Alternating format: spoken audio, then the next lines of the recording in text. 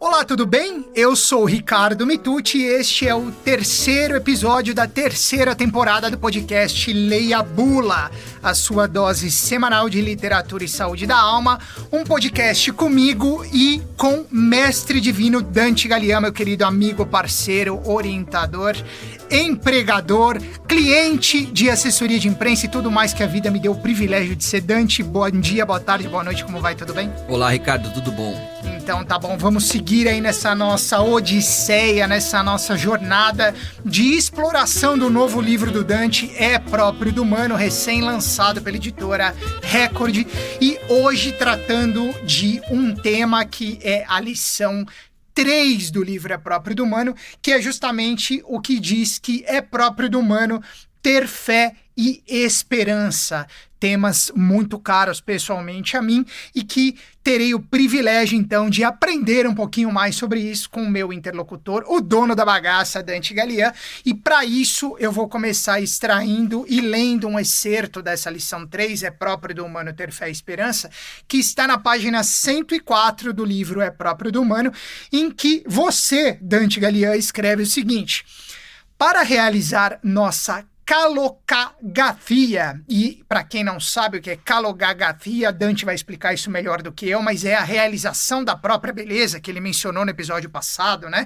A coisa justa e certa a se fazer em cada situação e circunstância da nossa vida. Então, portanto, para fazer o que tem que ser feito, é preciso ter fé e esperança na justiça, fé e esperança em uma ordem justa das coisas, que apesar de toda a sensação de caos e desordem que cerca a nossa existência, continua a existir, a atuar e quer se realizar. Mestre Dante Gallian, não tenho como não te perguntar o seguinte: como manter fé e esperança justamente em meio a essa sensação de caos e desordem que você menciona nesse excerto?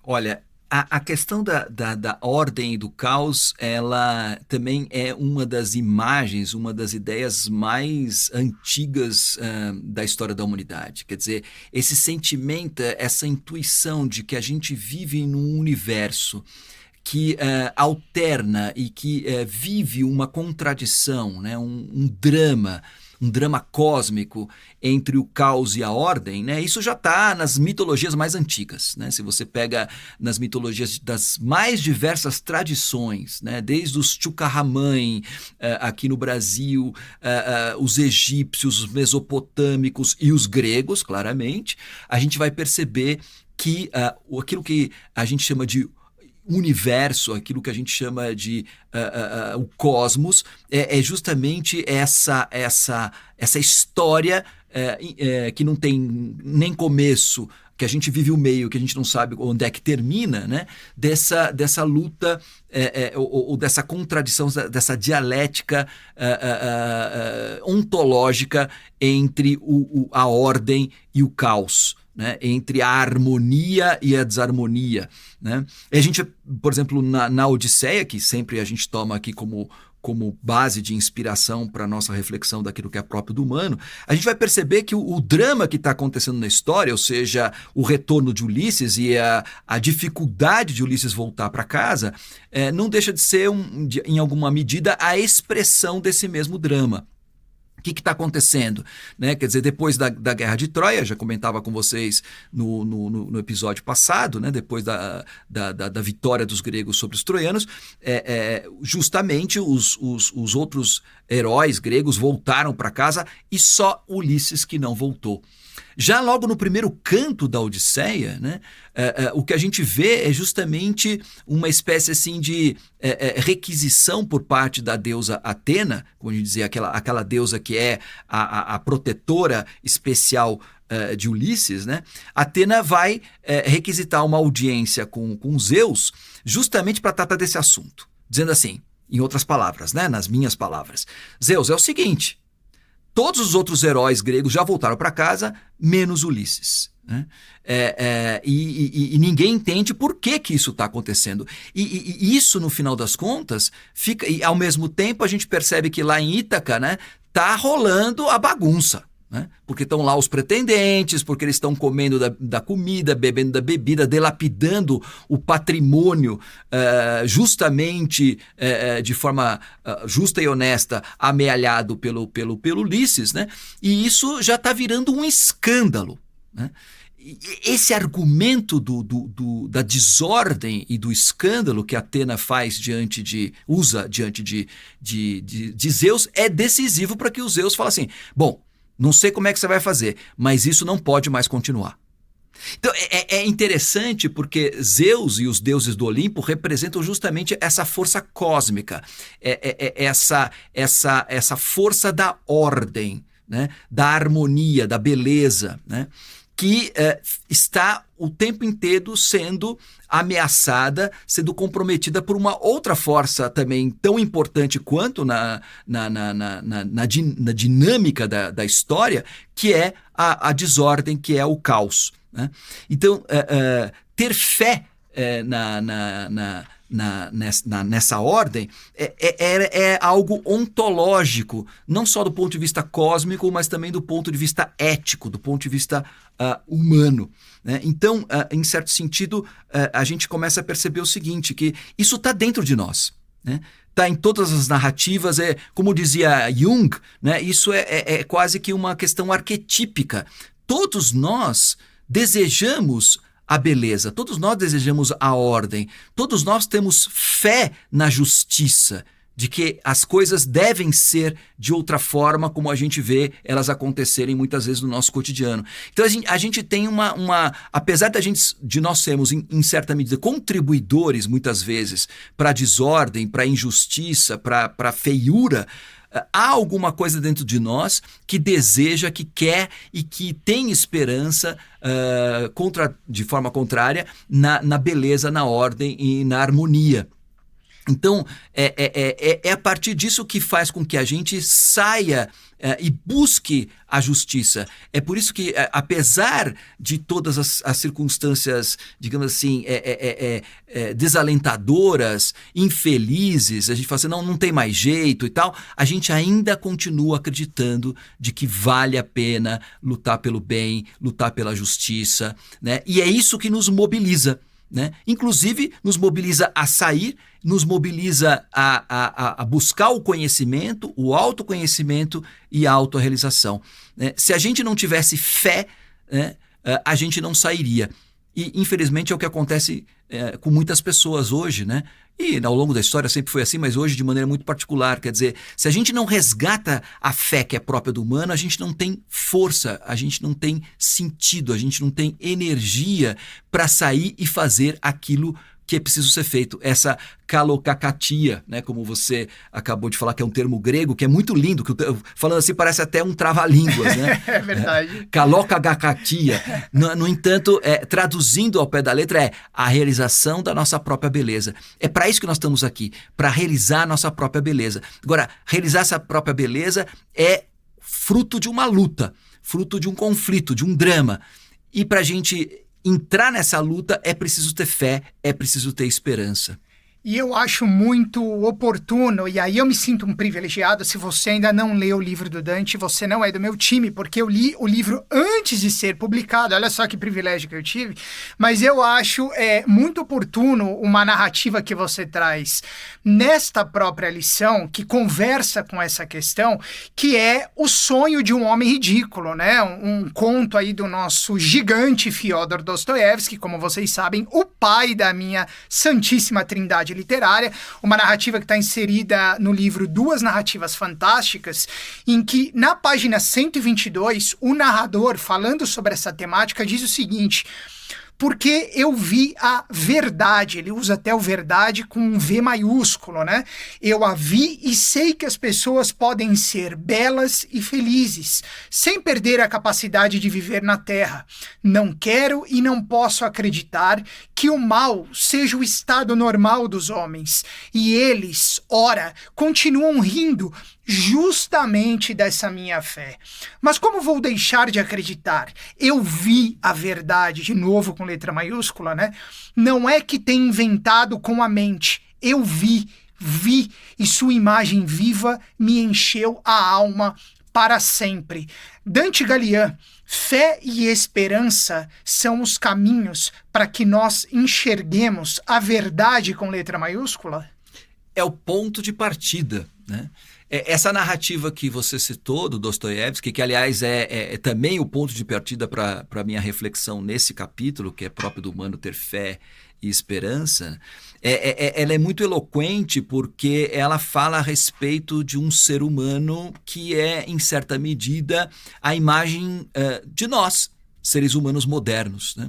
Seres humanos racionais, seres humanos que procuram dar um entendimento, procuram entender a lógica das coisas a partir de uma perspectiva estritamente racional, né? Ou como dizia o próprio Dostoiévski, né? Euclidiana, em 3 dimensões, né? E isso ele vai depois retomar de uma forma mais aprofundada no último grande romance dele, aliás, o último que ele escreveu, que foi Os Irmãos Karamazov, né? Que eu também cito nesse capítulo do meu livro, onde efetivamente a gente tem a figura que é uma espécie assim de desdobramento desse homem ridículo, que é a figura do Ivan Karamazov, um dos 3 irmãos Karamazov, né? Onde ele faz uma argumentação junto ao seu irmão caçula, o Alyosha, que é fantástica. Ele diz assim: Alyosha, você é tão crente, né? Você tem fé em Deus, você tem fé na justiça, na beleza, assim por diante, mas olha para o mundo, meu filho. Olha o mundo em que a gente vive, né? Não é que eu nem creio nem descreio em Deus, né? Nesse sentido, o Ivan se coloca num sentido um pouco agnóstico, né? Pode até ser que exista Deus, mas se existir Deus, de duas uma. Ou ele não está nem aí com a gente, ou ele é um cara muito sarcástico. Ou ele é um cara muito, digamos assim... Sacana, né? Porque como é que ele permite com que coisas terríveis aconteçam principalmente com os inocentes? E aí ele fica páginas, né? Páginas e páginas contando histórias sobre abusos, violências contra pessoas inocentes, principalmente crianças, né? E esse assunto volta à tona, né? Aliás, num contexto bastante próximo, né? do Dostoiévski, que é, por exemplo, agora a gente vê assistir essas coisas terríveis, esses horrores da guerra na Ucrânia, né? Em que famílias são assassinadas, estupradas, mortas, envenenadas, enfim, uma coisa absurda, né? Como é possível ter fé num mundo como esse, né? Em que crianças são torturadas, abusadas, mortas, assassinadas? O Ivan Karamazov, diante disso, ele diz assim: só tem uma... Quem usa a razão só pode chegar a uma conclusão: de que Deus, se existir, criou a gente por uma brincadeira de mau gosto. É um fanfarrão. Exatamente. E que a melhor atitude, a atitude mais inteligente, mais coerente, é devolver o bilhete de entrada. Né? Genial essa passagem. Né? Então, assim, a melhor atitude para nós, a mais racional, seria o suicídio. E é isso que está na cabeça do homem ridículo, né? Quando ele começa a sua narrativa dizendo que ele estava pensando em se suicidar, efetivamente. E que ele foi, ao longo do tempo, desenvolvendo uma relação com o mundo, com o outro, de total indiferença. Porque se a gente ficar sensibilizado a tudo que vai nos acontecendo, a esse caos que a gente vive, né, a gente não aguenta, né?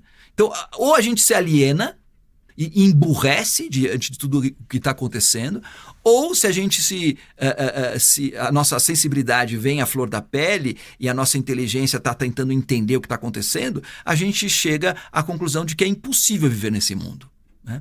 Então, quando o personagem do Sonho do Homem Ridículo está prestes a se dar um tiro na cabeça, né,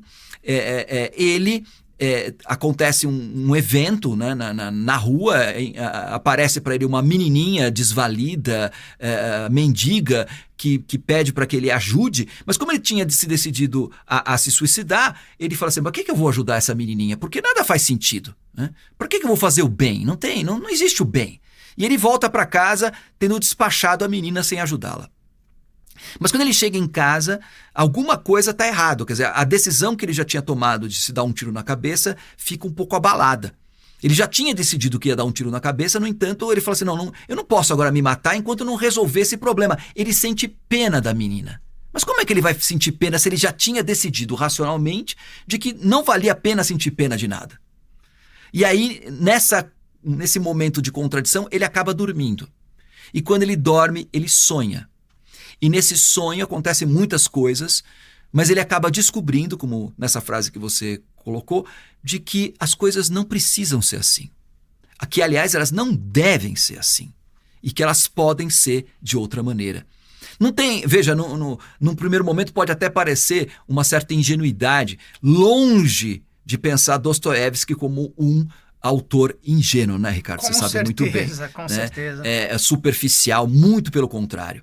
O que acontece é o seguinte, essa verdade que o personagem do Homem Ridículo vê, né, que o Dostoiévski também percebe, não está na dimensão da razão, mas está na dimensão do coração.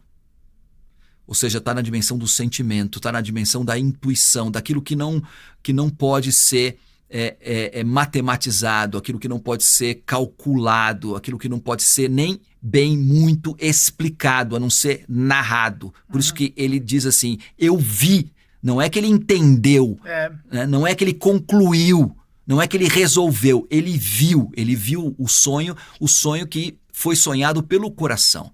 Então, basicamente, ao trazer o Dostoiévski para essa discussão do que é próprio do humano ter fé e esperança, a gente está colocando essa perspectiva de que, para ter fé, é preciso ouvir o nosso próprio coração.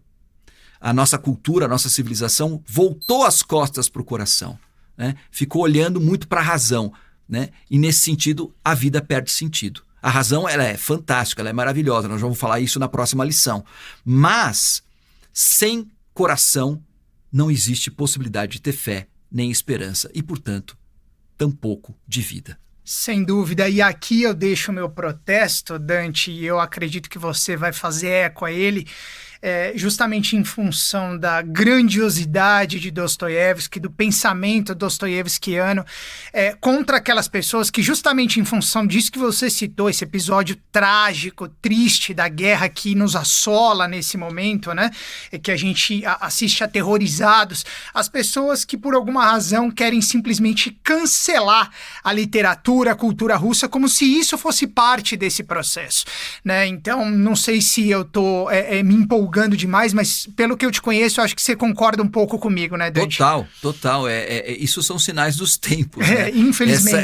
Essa burrice absurda, né, de misturar as coisas. Né? Uma coisa é uma atitude absolutamente desumana de um líder, de um político como é o Putin, e outra coisa é algo profundo, vasto e extremamente humano, como é a obra de Dostoiévski e a maior parte dos escritores russos, né, que são fantásticos, como Tolstói, Chekhov, Gogol, Pushkin. Quer dizer, a Rússia tem uma história cultural, uma história intelectual, uma história literária fantástica, que cancelar isso em nome da atitude desbaratada de um político, né? Uma coisa muito pontual, né? na história, é simplesmente uma falta de bom senso, uma falta de justa medida, uma falta de humanidade. Com certeza, eu diria aqui que Dostoiévski é incancelável e, como diria, não sei se você vai lembrar dessa passagem, Dante, o gatinho, que não era nem tão gatinho assim, né?